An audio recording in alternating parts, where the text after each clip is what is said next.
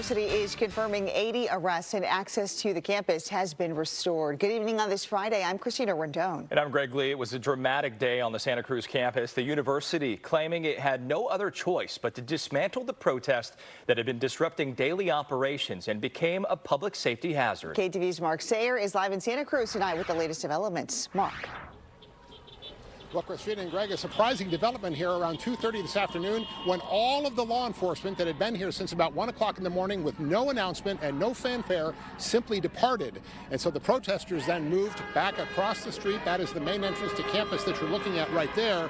But so far, there are no new tents. There are no new blockades. The ongoing protest right now is noisy, but it is peaceful. Using bullhorns, the pro-Palestinian protesters directed their chants at the dozens of CHP officers remaining on site to make sure the main entrance to campus remains open. 5, 6, 7, 8, Israel is a terrorist state. But it was a far different scene earlier Friday morning when around 1 a.m. law enforcement arrived to start taking down the encampment that blocked access. At least one protester told us she actually had to go to the emergency room. Around 3 a.m. They started pushing in, and as we held or stood our ground, an officer with his baton shoved it straight into my stomach and kept pushing and told me to get back, but I couldn't get back. Protesters say they have no choice but to continue making their voices heard, even if it disrupts campus life. A spokesperson who says he is a student declined to give his name, but goes by the nickname Jaguar. This was done just to disrupt the status quo, to let people know that business cannot go on as usual, as our university is investing in genocide.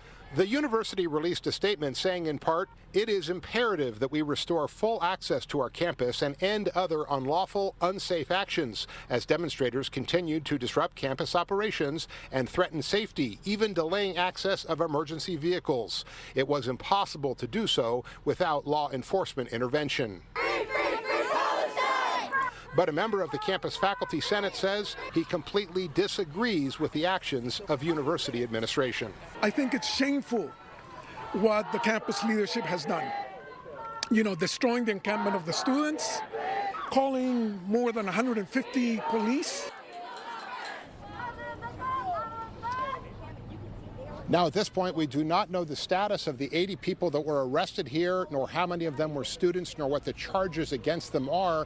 So the protest behind me very lively right now. What the future holds, whether there be an effort to put the tents and the blockades back in place, at this point, simply unknown. Reporting live from just outside the UC Santa Cruz campus, I'm Mark Sayer, KTVU, Fox 2 News. Greg, Christina? And Mark, we know graduation at UC Santa Cruz is in about 2 weeks from now. So have university officials or any of the protesters said anything about potential contingency plans because of those ongoing protests? Well, all we know about the impact on academic life right now is that classes are online at the moment. They were for the past several days, including today. Whether that continues next week and it has any material effect on the actual graduation ceremony, people walking the stages, for example, simply don't have any information about that at this point. But classes have been online for the latter part of this week, so clearly a disruption to students who do want to complete their studies here at UC Santa Cruz. All right, Mark Sayer live in Santa Cruz tonight. Mark, thank you.